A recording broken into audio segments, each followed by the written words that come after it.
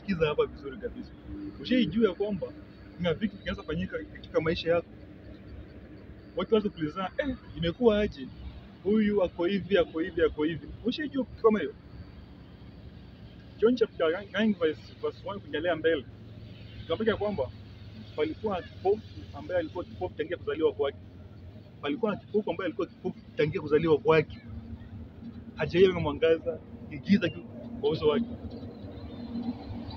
Yesu alipokuwa katika wanafunzi wake, wanafunzi wakamuuliza, Rabi, je, ni nani aliyefanya dhambi ndio huyu mtu aweza kuwa kipofu?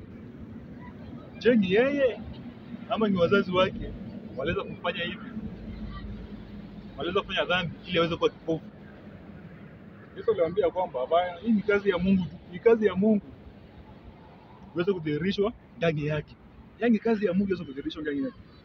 Mara mingi katika maisha tumezoea kuwa watu wa haraka haraka, watu wa upesi upesi. Yule kipofu hakuwa na haraka ya kuweza kuwa na macho, kwa sababu alijaribu kwa muda mrefu aweze kuwa na macho, lakini alishindwa. So ile alifika mahali akasema ni sawa, daktari mwenye kakuja kumtibu akikuja ni sawa, asipokuja well and good, nitakufa kipofu. Sikiza, kwa hii maisha usiharakisha mambo, enda pace, pole pole. Unajua kuna wale ambao wanauliza maswali saa hizi, kwani tangu huyu mtu azaliwe mpaka saa hizi na aliyemroga? Baiskeli hana, gari hana, nyumba pia ndio hiyo hana.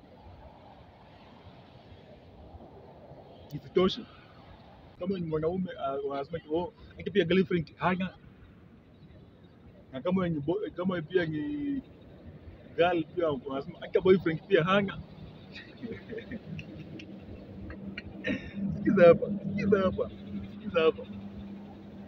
Don't ever compete na mtu kwa maisha. Usiwahi compete na mtu kwa maisha. Enda kwa pesi yako. Usione mtu ako na gari pia unafikiria kununua gari. Usione mtu ako na nyumba nzuri pia unafikiria kuwa nyumba nzuri. Usione mtu ameoa bibi pia unafikiria mimi naoa kesho. Enda na pesi yako. Hii maisha ni mafupi. Enda na pesi yako.